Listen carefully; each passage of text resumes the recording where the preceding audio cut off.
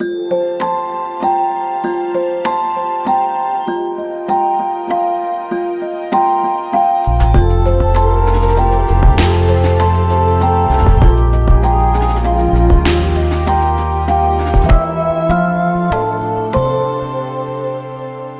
to The Dream Show. I'm Jane Teresa Anderson, and this is episode 300, and it's our first Dream Show in 2026. Not only is it our first Dream Show in 2026, but this is also the first one after well over 16 years. This is the first one that's also going out as a video. So as well as listening to the audio version of this podcast on Apple Podcasts and Spotify and various other platforms or at my website, you can now also go to YouTube and you'll find that we've got the whole videoed podcast there, so you can have a look at our expressions as we're talking about the dreams. There'll be places where, my guest, Sabine, is telling me her dream and I have to write it down. So it won't look like I'm sitting listening to her tell me her dream. As if you consulted me as a client, I would be paying you complete attention as you're talking about your dream, because you would have already given me the dream and I would have had time to look at it. But as you know, on the Dream Show, the idea is that the guest brings the dream for the first time. I hear it for the first time as we start recording. So clearly I have to take notes. So if you're watching the video version, you'll see me just sitting taking notes while Sabine's telling her dream. So yeah, a lot of you have asked us to do the video version. So hey, we're finally doing it. So just go to YouTube and you'll find out that. So I have just finished our conversation, and it's with my guest is a holistic sleep scientist, Sabine Christelli. And I've got her bio here, which I'm going to read out to you. She's based in Adelaide, Australia, and she's a holistic sleep scientist, and she can help you to reclaim deep restorative sleep through her holistic approach and her signature 9-pillar sleep method, which is a unique blend of microhabit neuroscience, circadian rhythm science, and ancient mind-body wisdom. Sabine has been featured in various places, including Australian Traveller, Qantas Magazine, and the Sydney Morning Herald. And she's guided thousands through sleep challenges with gentle, practical, easy to apply, evidence-based tools that actually work. She has a postgraduate certificate in research and sleep science to PhD level training.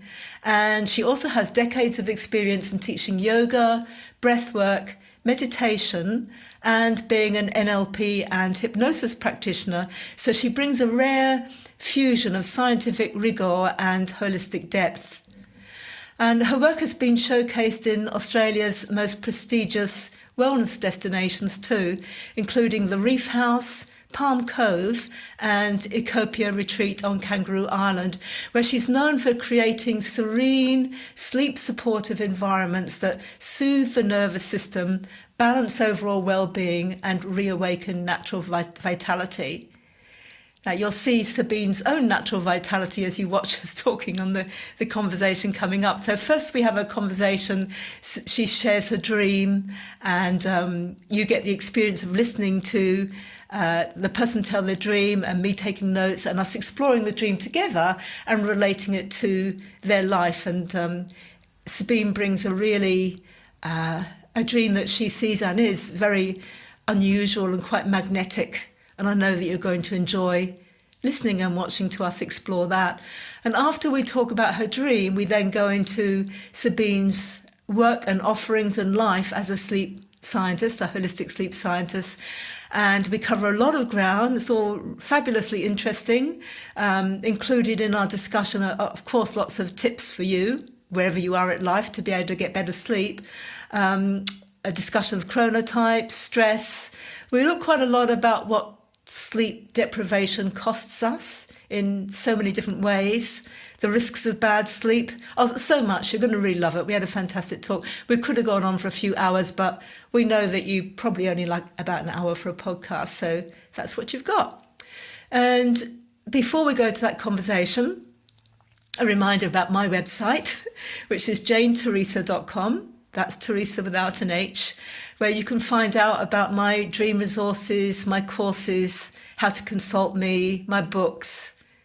And at the end of our chat, we share Sabine's contact details of how you can get in contact with her, and they'll also be on the show notes. So let's go over. Here's our conversation with Sabine.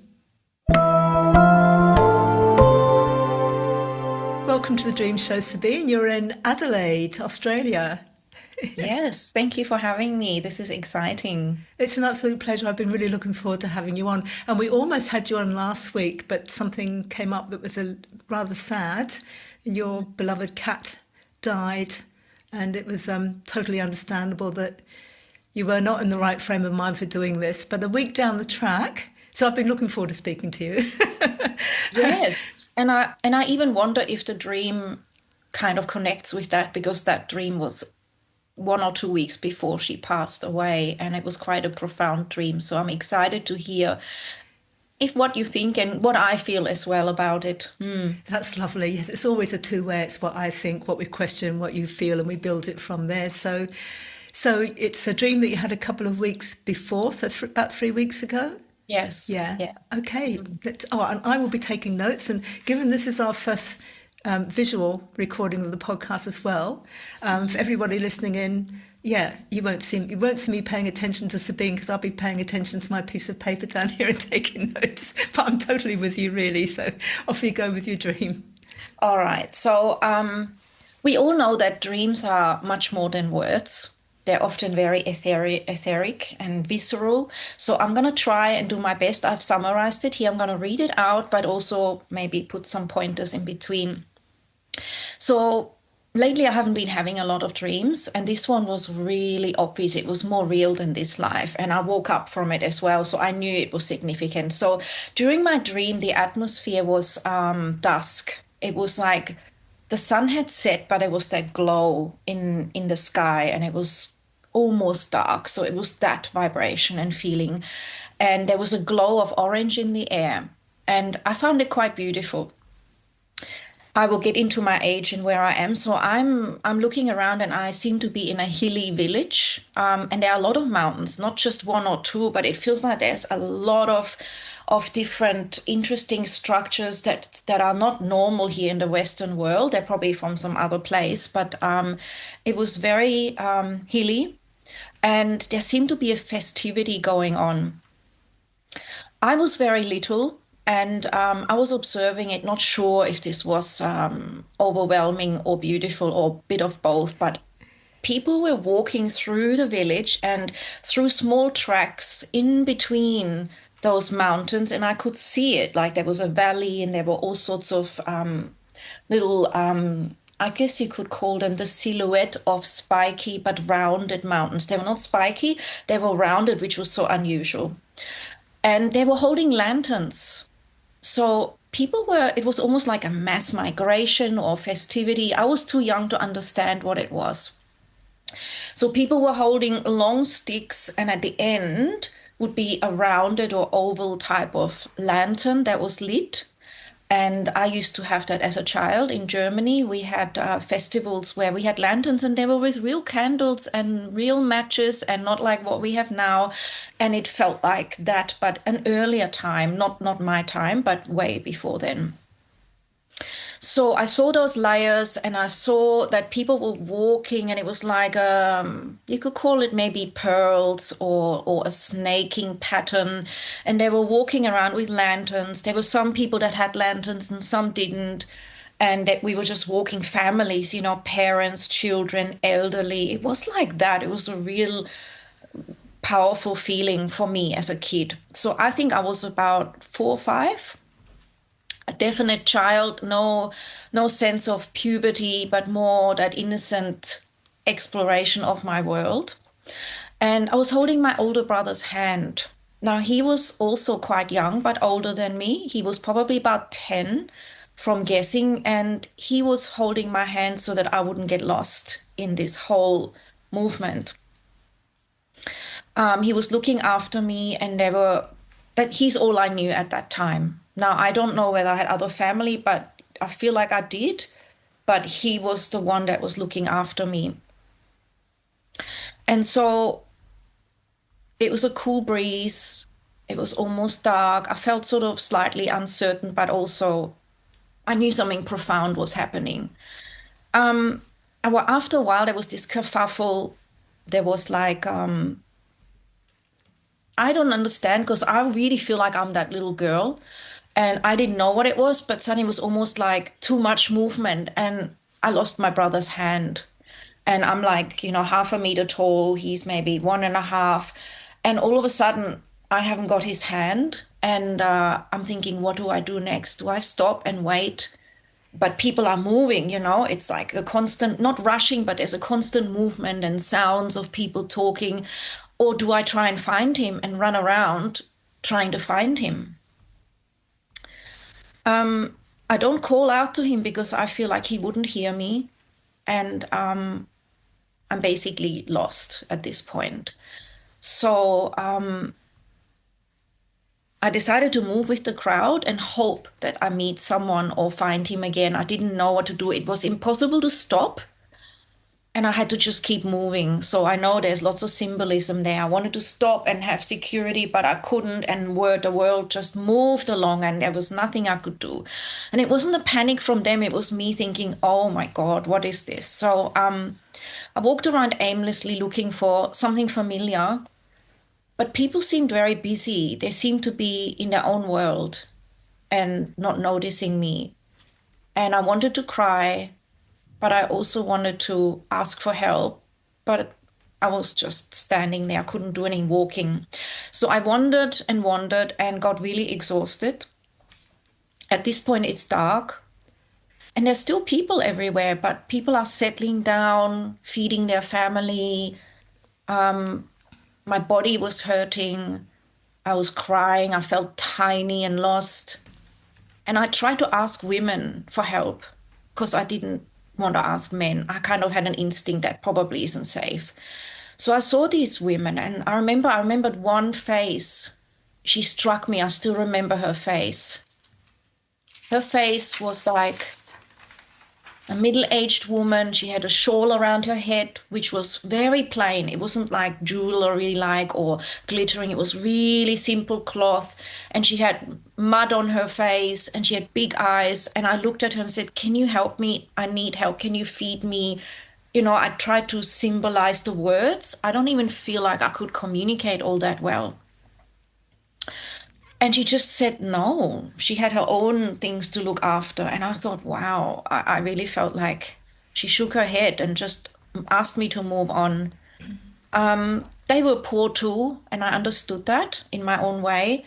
And like I said, I saw the dirt on her face, long faces, aprons, barefoot, very simple, kind of earthy life. So I was sad and shocked about it and looking for empathy or understanding. But I knew they were all too distracted.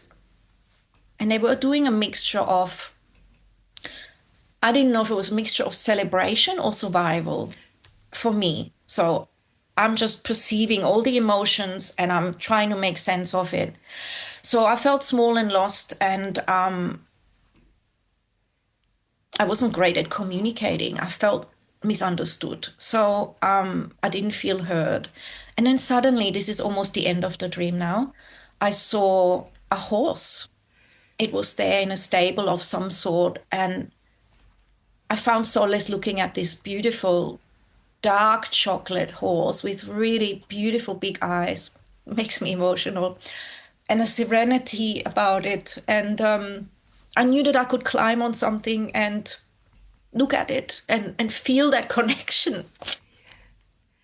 So I felt peace and solace, and I managed to hug it, around its neck. And after looking into its eyes, I think it was a female. And I felt like our hearts melted. I felt this feeling when I hugged the horse that in my heart and in her heart, even though her heart was probably further away, but I felt like this peace. And then I could let go and I left my body. Sorry, I didn't mean to cry, but so that is the dream. And it was peaceful and sad, but I woke up from that in tears, but also with a strange energy of Wow. Was that a small death? Was this a beginning of a new chapter? I felt it was profound, but here I am. So this is my dream. It's an absolutely fantastic dream, Sabine. Thank you. And it is profound. And I personally love it when someone cries, either when they tell a dream or when we're talking about a dream, because, of course, as you realize, you cry when you really reach the touch point of the dream, even whether or not you understand it.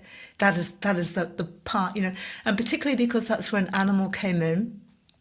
And often, and like, I could sense it too. It was an amazing ending of the dream. But our dreams will often bring in an animal when it's something that's happening in our life that hasn't really, it's stirring in our unconscious, but it hasn't really hit our conscious mind yet. So it's an energy. And if it's something we're more conscious of, our dream's more likely to look for a person to represent that aspect of ourselves. But if can't really quite put our finger on it, our unconscious mind will often come up with an animal. So it's Wow. like an animal instinct or an energy within you that you're just beginning to touch. And in the dream, it went more than just beginning to touch, like it was totally heart to heart, and it was a real let go. So yeah, animals can come up at times of great change when something is stirring deep in our unconscious, and we're kind of aware of it, but can't quite really put words around it, which is what you did in the dream. And I think at one point in the dream, you said, I can't find words, I can't talk. But at this point in the dream, you didn't need words either. It was just a heart merging. So Hmm. we know whatever else we're going to explore, that by the end of the dream, you really connected, and that was the word you used. You wrote, I felt the connection. You really connected with a part of yourself represented by this horse energy that made all the difference. And whether or not you understand it, it brought tears to your eyes as you're talking about, because tears, as you know, are always a release too. So we Beautiful. know at the end there's a fantastic release. Hmm. And it was interesting you said at the end there was a double release, because you said I could let go, which is Hmm. a release, whether it's something that you're letting go. Did you get the feeling in the dream when you said, I left my body? Was it the feeling in the dream, not when you looked at it later, but in the dream? Did you In the think you dream. were dying? Or, Yes. yeah, Yeah, I felt I let go and didn't want to fight. And I felt at peace just leaving my body. It really felt like that. Mm. yeah. And yet it was a body that wasn't actually you as you are today. It was a body that was, I think you said, about 4 or 5 years old in the Hmm. dream. That Sabine that was 4 or 5, do you know if she looked or felt like you when you were 4 or 5? In a sense, I can see the connection. Yes, I can. I spend a lot of time in nature and on my own and observing the world. Yes, in this life. Mm. Yeah. So Hmm. you felt that, because there are several interpretations for you being 4 or 5 in the dream. One is because a lot of the dream, you're talking about connection or not having connection, like losing your brother's hand. A lot of the dream is about connection or not connection. And you've just described being 4 or 5 back in Germany as being a time of connection to nature. So the dream could be, the dream is always processing whatever happened in the last 1 or 2 days, and then it compares that to similar experiences back through time. So this dream may have been about looking for a sense of connection, or a connection to nature, or a connection to something in your life when you were that age that you feel is missing, that you can't express at the moment. Hmm. Or sometimes, if you are, or if a person is 4 or 5 years old in a dream, we can sometimes say, well, what's been in your life for 4 or 5 years now? What has been in your life for 4 or 5 years now? What is essentially 4 or 5 years old in your life now? I mean, the instant thing that comes to me, it has been there much longer, but the thing that has been most difficult in the last 4 or 5 years has been my mum. My mum, and trying to all my life in a weird way to understand her and to help and relate on a deeper level. And I'm quite aware that that is part of my journey to either let go of or to find other ways, which is what I've tried. I've tried this ever since I was very young, actually. And that's part of the reason why I connected so much with nature. My mum wasn't bad. She did never do anything bad, but she was in her own world a lot. And I guess she has admitted herself she could never be playful, and she felt she's been depressed all her life, and all those dynamics, and they've just coming to the forefront the last 4 or 5 years as my parents have aged more. I found it hard to see the way in which her life has gone into a downward spiral, and she doesn't want help, she doesn't want to connect, she doesn't want to shift, she doesn't want to find peace. And it's really been hard for me. It's the hardest thing for me. I don't know how to explain it, but that's my greatest challenge. Yeah, it makes a lot of sense, and particularly because there were 4 words you used there. You said she doesn't want to move, she doesn't want to shift, she doesn't want to connect, and she's not at peace. And those are all words that you used during your dream. Well, at the end, you found peace. Movement and shifting was the background nature of the whole dream. People were moving around and shifting. Wow, true. Yeah, and a lot of the dream was about connection or not having connection. So just those 4 things that you mentioned that have been a primary focus of yours for the last 4 or 5 years are actually covered in the dream. And the other thing that occurred to me was that, although we look at everyone and everything in the dream as a part of the self, and there was first of all, the middle-aged woman that you wanted to connect with, and you particularly mentioned the eyes. What did I write? Yes. Just put big eyes. And then when you got to the horse at the end, you particularly noticed her eyes as well. True, yes. So to me, there's a connection there. And, the eyes are, what, the window to the soul? Yes. The way Seeing that you eye saw to them. eye. Yes. And it's true that if I look at my mum, she won't hold that deep connection. She won't look away, but it's not. Whereas with my dad, I have that, or with my husband, or with my kids.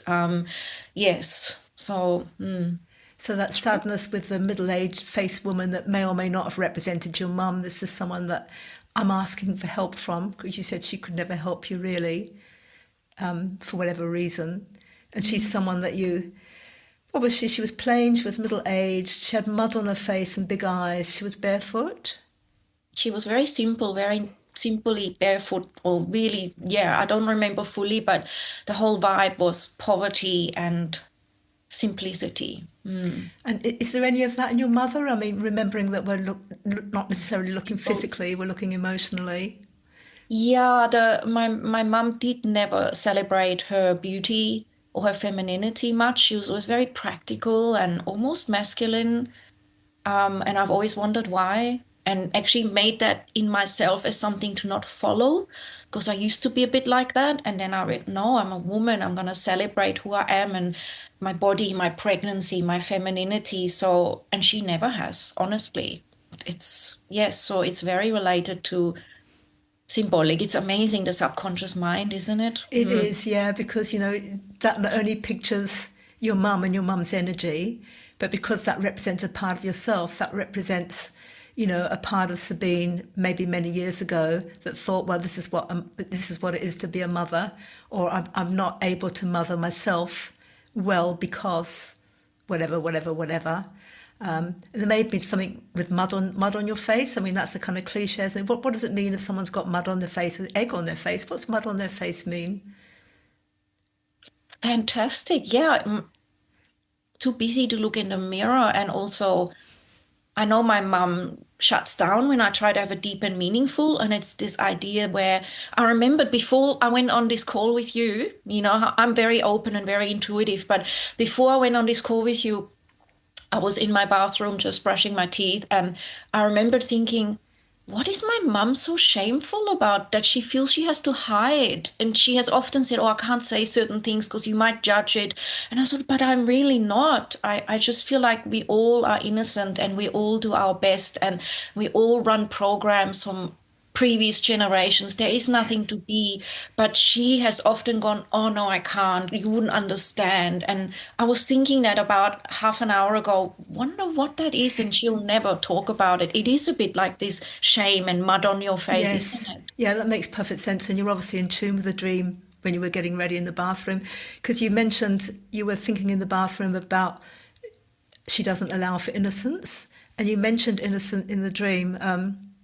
At the point where you said, I'm 4 or 5 years old and I'm innocent and enjoying exploring. I think it says that. Can't really read my writing. Yes, I did So say there's that. innocence. And then you also said you made reference, which of course is entirely true, but these are often generational things. They've been passed down the generations. And the feeling in the dream, you said, was although it took you back to your childhood in Germany, it felt like an earlier time. Hmm. Yes, like 1800s, 17, 1600s, it felt like that sort of weird era of no cars, none of that stuff. Was that a good feeling or a bad feeling, or what kind of feeling was that? It was a feeling of, I've experienced it, but also a feeling of a lot of uncertainty. Like it felt like that. And tribal movements and family, but not family. It was very hard to explain. Very, yeah. No, so it's got a lot of feeling of that things going back generations, hasn't it? Because it's like dream is saying, well, this my wish for connection or nature or a deeper connection with my mother or with my mothering, whatever, actually goes back generations. And there's some things about this that I like because it's nature and it's mud but not on your face. and, there's things about this which are a little bit challenging. So you had that sense in your dream of this issue about how I feel about my mum in the outer world and how it may or may not be affecting my inner world and how I am in the world. This thing I know, as I dream about this, I can see that it goes back many generations. Mm-hmm. And you could even say with the moving, the shifting, the tribal thing there too, in our individual lives, we move, we shift, we transform. And some of those things we pass on and some of those things revert to past past histories that get moved on. So there's a lot of big stuff happening in this dream. Yes, and the fascinating thing is my parents moved a lot within Germany and then moving all the way to Australia. And I don't want to move. I like travel, but I like one foundation. And I know that's often how we switch. And then when I raise my kids, they might really want to move a lot because we've been in one house or two houses. So I get that completely. And it's true. I want to have a foundation and just be in one place and move out from that is very strong in me. And I sometimes think, how did my parents move 8 or 9 times? That's so exhausting. And Yeah. exhausting is another word you used when you were talking as well. Where was it? When there were so many people. Oh, after you lost contact with your brother, and you said, "Well, what do I do? Do I call out? Do I this? Do I that?" And in the end, I got exhausted. I felt tiny and lost. And I think you mentioned exhausted somewhere else. So, you could look at the dream from that aspect, reflecting exactly what you just said about all this movement, all this shifting is really at the end of the day is just exhausting. And you're right, your children will probably want to do the opposite because that's the nature of life. Yes. How did you feel as a child about all the moving? Not now looking back, but as a child. It's interesting because I looked at it as an adventure. I was inherently shy. I had to move schools as well. Yeah. But it gave me some sort of confidence that I had to inflict on myself, imbue or grow, that I can't go in there looking shy and lost. I have to go into the class with some confidence and then I have to make new friends. So I have to be reasonable, observant, and I have to find people that I resonate with. And I'm very good at that. And I know that was a good skill to learn. And I look at life as an adventure and finding the best out of it, the learning and the beautiful people you can meet. It's a huge imprint. I still live like that. I love that you lived all of that and you got that from it, and yet now you want to you have been just staying in one place because you've already acquired those skills. Whereas if you'd been in one place all that time, you probably would have been the exact opposite. So you're at a stage in your life where you've acquired these amazing skills. And so it's now like you have been practicing staying in one place so that you're not exhausted, so that you can apply those skills more. That, but I also like the idea of nurturing other people. I have a great foundation and I teach meditation and yoga and I help women to come into stillness because the stillness is where there's peace. Traveling is all great, but it can be an escape, and the stillness is where we remember who we are. So I love the idea of having a center or a base that we can call home. Of course, I also went through divorce, and my ex-husband and I are still friends, or it was a pretty good divorce as they can be. And straight away, we both agreed this house where we lived in became mine and the kids' sanctuary. And there was this whole thing, and to have something called to call your home. So yes, you're putting the theme together very well there. It's Yeah. a real life pattern. a real life journey, because the whole dream was a journey as well. So even things like, perhaps maybe coming to terms with the way that your mother was and is not what you want or what you wanted. But on the positive side, it's taught you things that you would never have learned if she hadn't been that way. And she may or may not have learned things that she might not otherwise have learned if her life had been different. Yeah, I feel like very much that what you said, because I feel really grateful because we can learn from our parents how we want to be or how we don't want to be. And the whole thing around my mum denying her femininity and even pregnancy and birth. I remembered what? And I just enjoyed my pregnancies. I enjoyed my home births. I enjoyed deep connection with my femininity and imbuing that in my daughters as much as I could. And so in that way, I've often said, you've taught me so much. You don't realize it, but and so I want that relationship. I want to feel like I can hug her and thank her. And I have done that. But for some reason, I don't feel that she truly observes it, not observes it, receives it, Receives it. or recognizes it. She often says, "Oh, nothing. Oh, how can you say that?" And it's this dismissive thing. And it's like we are very, very different people, and we actually can't truly communicate in a Yeah. way where it goes somewhere soulful, deeply. It's very weird. I can't describe No, it. you're describing it very well, and so does your dream, because, there were times in your dream, particularly when you were wondering about your brother, you were saying, I can't call him because he can't hear me. And there was somewhere else in the dream where it was something about, I'm not being heard. Can't see it now in my notes. Mm. So that's the same feeling. Yeah. The same feeling as with your mum, that I'm saying these things, I'm actually saying what I want to say and I'm demonstrating, but she can't hear. She's not hearing, I'm not being heard. In And fact, when I do speak, it often upsets her and offends her, or it's too digging, too why are we talking like this? And this is making me emotional. And then she switches the topic, which is her mechanism. And I get that she has her own wounds, but when I say things with the best intentions, it truly, most times, unless I'm so careful and I mostly listen and don't say anything, it really doesn't land in a place where she gets happiness out of it. yeah, And mm, there's it, nothing you can do. it feels like I Yeah, haven't given up yet, but I feel like maybe after that dream, a part of me has to really give up more. Although I feel when parents age, they need you more. And it's gotten so hard that yeah, maybe she even, just needs you in a different way because that's who she is.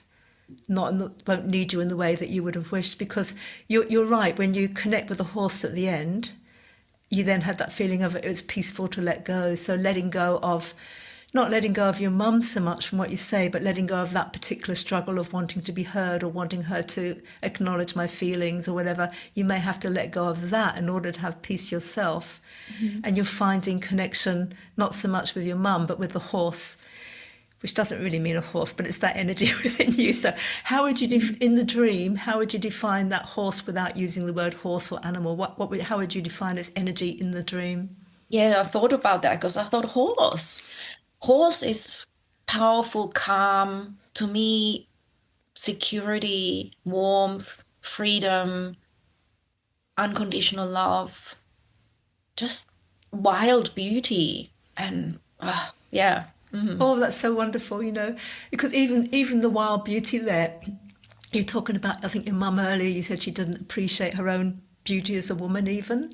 And so this is you, the horse, being a part of your own energy. This is you endorsing what you already know, but about your wild beauty of being feminine and your power and all of these things. So really drawing on that from within yourself is going to enable you to let go of the issues as you see them in waking life. Your mum doesn't see it as an issue. You see it's an issue because we all know why. You would love it to be different. But this is about letting go of that maybe and amalgamating with that, all that energy within yourself. So I think there was at one point in the dream where you said, I was looking for women to help me, not men, because my instinct was women. So again, that's looking for the feminine, Mhm. which you didn't think that your mum had. Sorry. Mhm.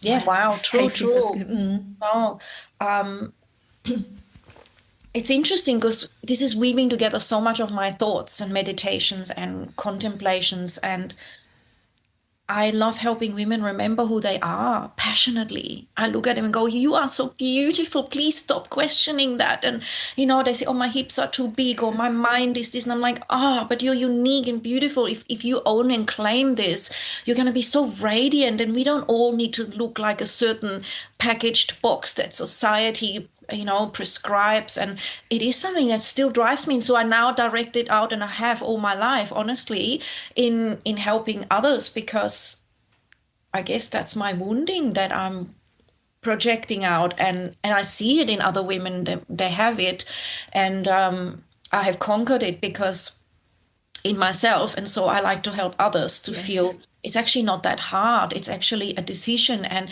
if you let go and trust, then you can feel the vibrancy of your femininity and your brilliance. Yes, anyway, I'm getting Yeah, carried no, away. that's it. Letting go again, like at the end of the horse, letting go and embracing your femininity and your brilliance.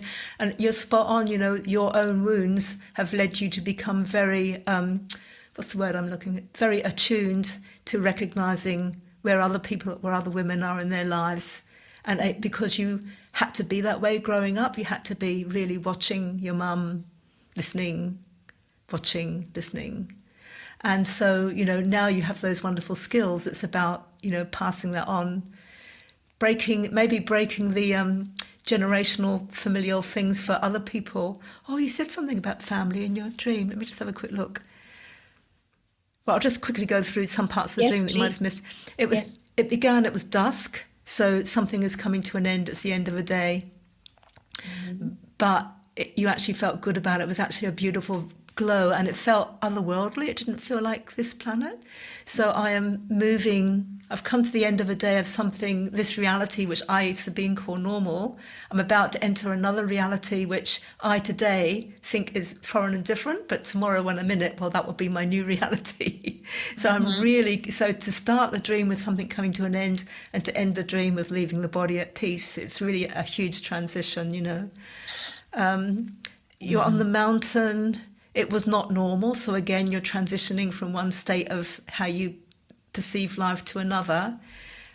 But it was interesting. It was festive. So there was a sense of some celebrating a change here. Mhm. I'm little. I don't know whether I'm overwhelmed or whether it's all too beautiful. So any change we make in our life, it's, yeah, am I going to really do this? Is it overwhelming or is it sheer beauty? Can I do this? Mass migration. If everyone and everything in a dream is a part of myself, this is something that nearly every aspect of my self is on board with. We are making a change here. We're going for it. The lovely lanterns, so they took you back to childhood, Mhm. and lighting the way. So I guess it's I had that sense of nature and lighting the way when I was young. I'm back in touch with that. I'm just having a quick go through it. Love it. Love it. Yeah, Mm. it was a snaking pattern. So it had a feeling, I guess, when I think about it, without spending an hour with you, when I think Mhm. about that myself, it's not a direct line. It's taking an interesting curvaceous path, maybe creative. And using the word snaking may have something to do with transformation too, because the snake drops its skin and comes out of it. Your older brother was the only male that you really were with, and he was about 10 in the dream. Mhm. What happened for you about 10 years ago?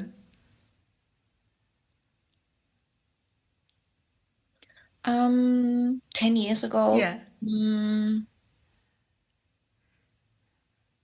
I would say I became very independent. I had finished from being younger, growing up, having a family.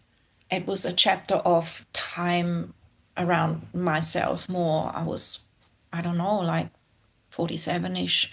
And so it was a transition time, yes. Did you Mm. feel held, like you had a hand to hold? Did you feel a sense of direction and comfort? I actually felt like I'm nailing it myself. I don't need anyone. So Okay.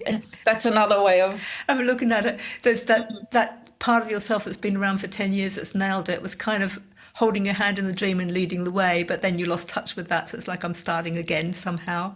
Yes, wow, this is so Yeah, it symbolic. It's is. wild. Cool breeze, that's change coming. Yeah, that sense of what do I do next when you lose your brother's hand? So again, imminent change. Do I want to do this? Do I not? I'm entering uncertainty, but hey, Mm. uncertainty is a wonderful challenge. Back to those mountains, they weren't spiky, they were rounded. Things aren't too challenging, they are maneuverable. Um, and without spending too much time, I wanted to cry, I couldn't, but you did at the end. Yeah. You finally encountered the mother. You were shocked that she couldn't help you. So it was that sense of, I think when often we meet a sense of shock in a dream, it's in this sense, it's like, okay, right, I'm not gonna solve this one with my mum. Let's just take that shock on board. Let's change it into what I can do for myself and be aware that there might be a part of myself that has been tempted to mother in that way. And because of that, that's like a shadow. I have come into my life the exact opposite, which is why you have been such a brilliant mother and so loving and careful and attentive, because you did not want to be like your how you perceived your current mum. So it was like meeting a shadow in the dream. The Mhm. shock of meeting the shadow, the celebration, the horse, and we're done. So Wow. And it happens so fast and it's so profound in a dream. it It's is. incredible. Oh. What's the before we move on to your life and how it relates and everything? What's the sort of one thing that stands out to you at the moment from us having explored that together? Well, number one, I've always loved dream interpretation, and it's incredible how symbolic. I know about the subconscious mind as part of my work, and it's incredible how we just want to reveal and process. And as you and I talk, that verbalization is another level of healing. As I wrote it down and went from just having it in my awareness on the page and then talking with you, I feel like my most profound realization from this that's new, besides the dream and all the things you said, is that we need to talk about this more. Yes. And I'm sure that's your passion. And we need to have that trust and faith that we don't have to overanalyze, but we have to understand what does it mean to us and where is it guiding us and get the rewards from these processes and dreams. That's what I Yes. feel is so beautiful. That Mm. is so really lovely, particularly because in the dream you weren't being heard, you couldn't speak out what's the point, and you've just Mm. emphasised that, which is absolutely beautiful. Um, that was a lovely dream for me to walk through, and I'm sure for everyone listening as well. There's always a great pleasure and much learning and inspiration to be gained from working with someone else's dream. And you mentioned there a lot about your also background in meditation and yoga and teaching women to become more aware of who they really are, which is great. And as we said in the bio, you're a holistic sleep scientist, which may be two different things, maybe not. Maybe that's where the holistic comes. How did you get into sleep science? It's interesting because how the universe kind of unfolds. We think we're doing it, but when you look back, there's so many strange dots that bring it all together. Well, I've always been really wanting to find out what makes humans be different, unique, thrive. And so my journey was the science and then meditation and all the different things, the mindset, because it's all connected and you can't cut any part of it out. The organs, what we eat, the relationships we have, how conscious we are, how we breathe. So I was giving a talk at a university about breathing and being able to navigate the stress of university life, being creative and really teaching them about meditative practice and breathing. And that same university, I've done other places too, but that particular university happened to be a sleep lab on site. And so I got really interested in, wow, have we done a lot of research on how people can actually sleep and not just sleep, but have proper deep sleep and prepare for it because it's such a sacred time. It's such a time for the unconscious and for cleansing of your biology and your spiritual dimension. And so I started a PhD. I talked to a professor, and it took a while to engage in that whole thing. It's a big bit of a process, but that's how it happened. And I feel like everything I've ever learned can be woven into sleep and the importance of it that so many people seeming to neglect these days. And it includes dreams. I like the idea of conscious sleeping, astral travel, and also understanding our dreams. Even when I was a teenager, I had a dreams journal and I had a dream book where I would look things up, and I always had interesting dreams. So I'm totally with you and all the work that you do. And you, thank you. And you can see looking back that that connection with dreams and then sleep was actually part of your path all along.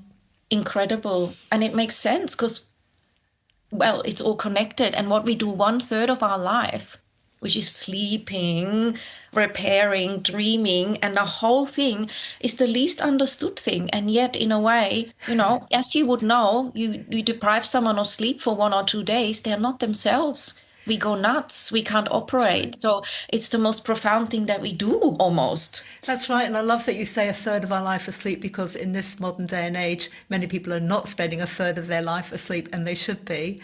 And I noticed there was one quote on the front of your website, which I did write down here somewhere. Was it Harvard research that 1 extra hour of sleep improves reaction speed in the same way that 2 cups of coffee would do without the crash.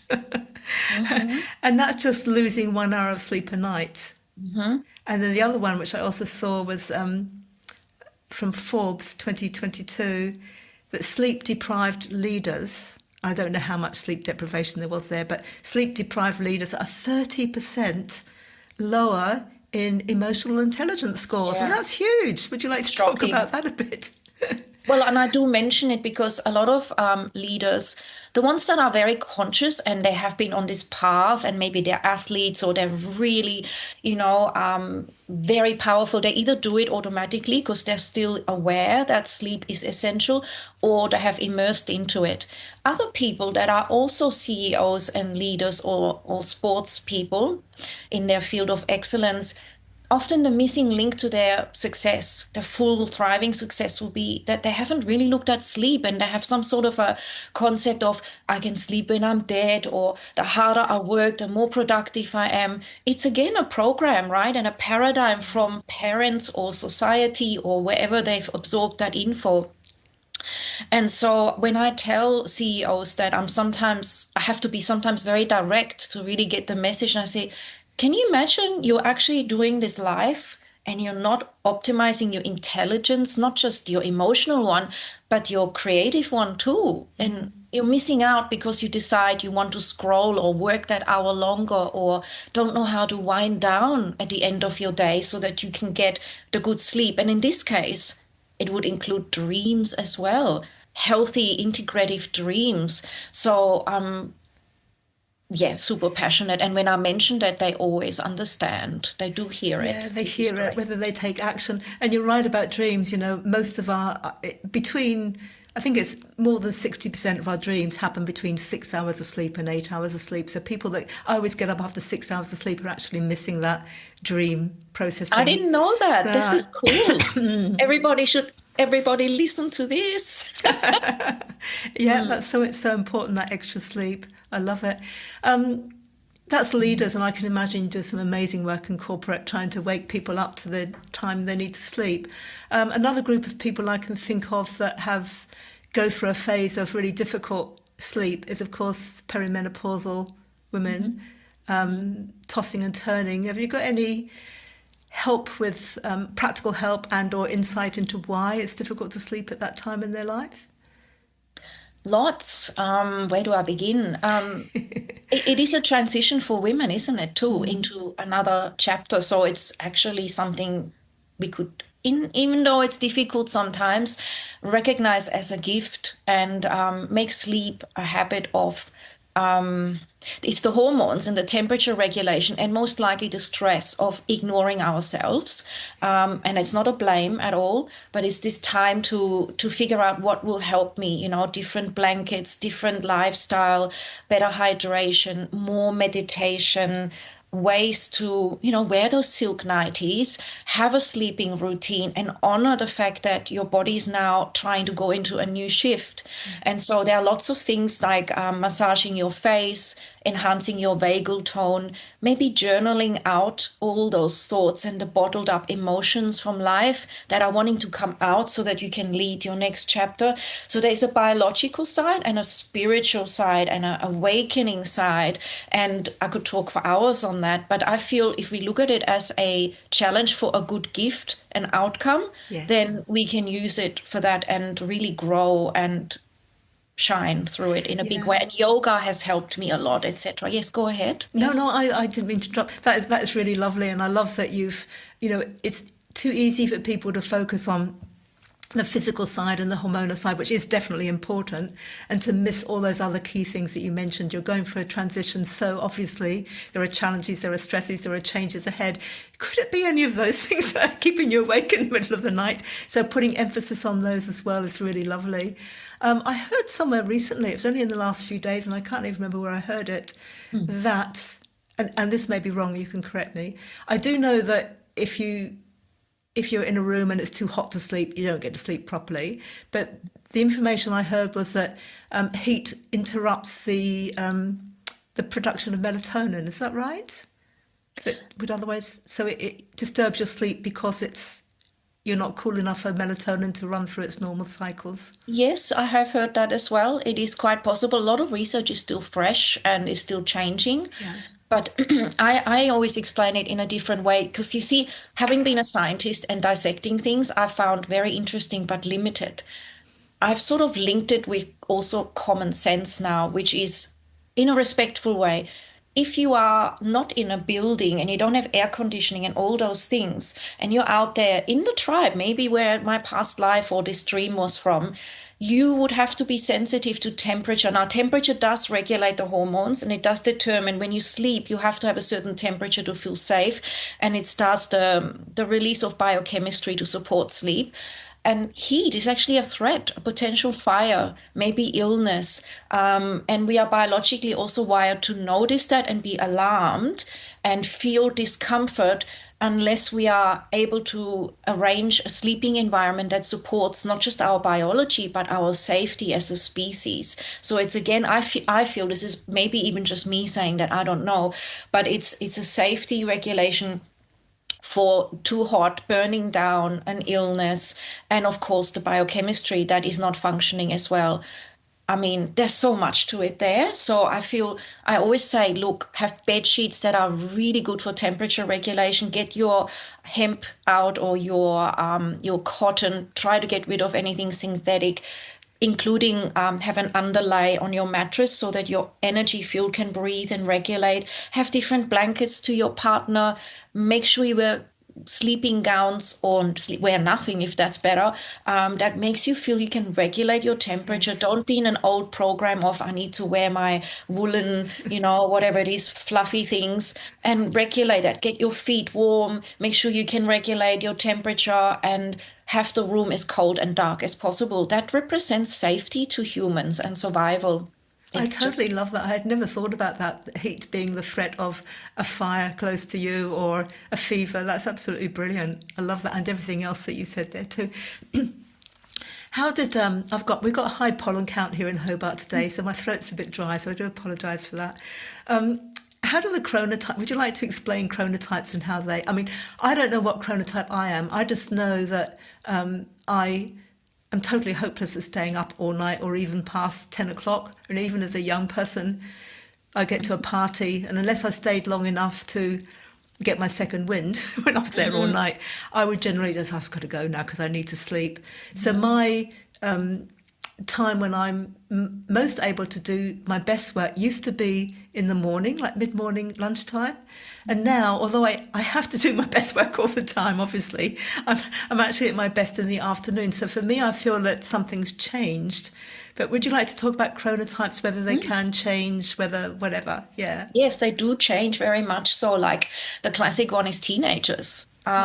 They just love to sleep in, and their whole biorhythm is shifted, and it would be a hormonal thing, and maybe it's even a rite of passage in a form of survival. They start to get interested in more in their friends than family. They start to want to be different, and of course as a baby you have a different chronotype, and when we get old, a lot of people said they had absolutely no chronotype when they had kids, because you're just going with the kids.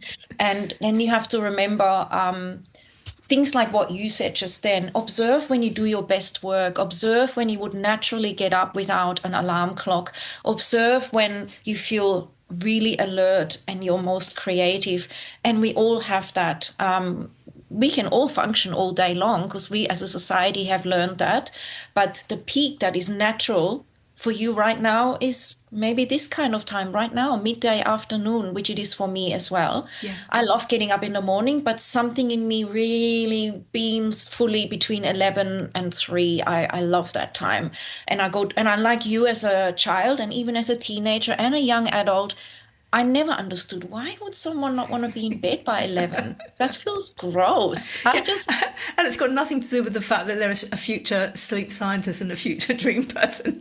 It's chronotype. Hilarious. I love that. What are the apart from lark and night owl and lark? There are more than that, aren't there? Look, yes, there are, but it's all philosophy and theories, right? So you can have the early morning bird, you can have the person that's got a very variable one. They're called the dolphins, according to a psychologist, Dr. Bruce. But again, he's just looked at it and created his own system. And I've got an article on my website for that. I always take everything with a pinch of salt and go, you trust yourself the most. This is a theory, and we know a lot of theories end up changing or have lots of subsections to them. So there is the general morning, midday, more sort of going with the sun, the bear type, and then there's the wolf, which is the night or the night kind of owl. That's just the way this man has categorized things. Yeah. And the lion, which is the morning, the early morning bird, and tends to get all their good stuff done in the morning.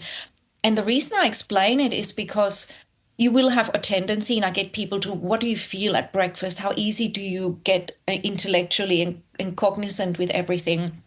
And when do you do your best work? If I said to you, you've got to make a really big decision and you've got 1 hour to make a really complex decision, what would you choose? What time? You will know it. You will know, yeah, between 1 and 2, or definitely, at 9 a.m. People know it. And I always explain, if you know when your peak productivity is, that's when you want to write your creative book, make your important decisions, think about and reflect on life, or make these appointments.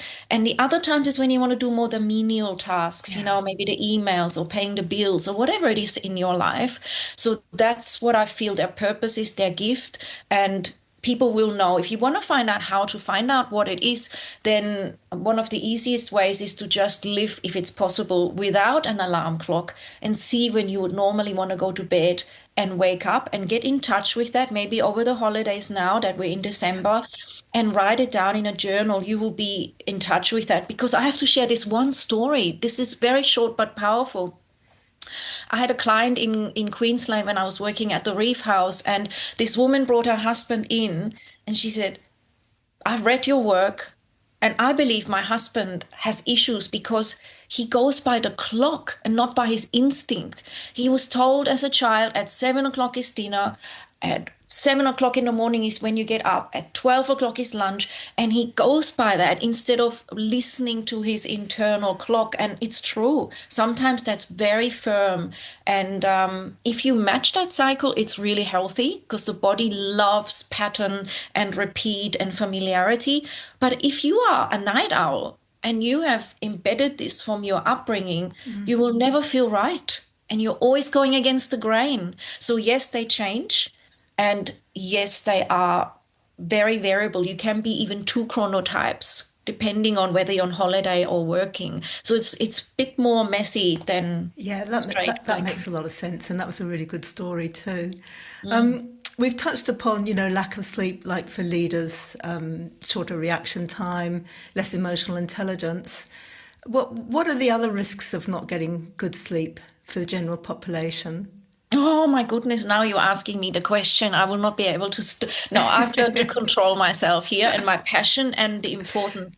So what I find and why I'm so much focused on sleep now is because of these things. Number one, lack of sleep will affect your gut health, the gut-brain axis. So a lot of people will be out there having green smoothies and eating healthy and wanting to thrive. If you don't get the sleep, this food doesn't get assimilated. So it's that foundation, right? So do you want to extract the nutrients? Do you want your body to optimize your well-being and do all that repairing at night? It needs healthy nutrition, yes, but without the sleep, it's not going to have its full potential. Now, lack of sleep is linked with gut health issues, and gut health issues are linked with mental health and emotional issues, and vice versa. They go round. It's linked with increased heart disease, Alzheimer's, which is what my dad went through with lack of sleep. And it was pretty hard watching that and not knowing what to do. And then it also is linked with increased or metabolic issues. So some people really can't lose weight because they're never sleeping regularly and their body is always hanging on to fat because of stress and making people crave sugary food and fatty food because they're not getting the energy and rest from sleep. So instead, the body's craving it intelligently as it is from foods that quickly somehow give you the illusion of strength and power. So that is linked inflammation, joint pain, premature aging, obviously cognition, and all sorts of internal diseases because the body is not repairing at night. It's like taking your car to a garage and saying, just fix the windscreen wiper today. Next time, maybe just look at my tire, one tire on the left. And so we come out lopsided, and over the years, it builds up, and then we can't get away with it anymore. And we have to navigate sleep to rejuvenate and reverse all those yummy things.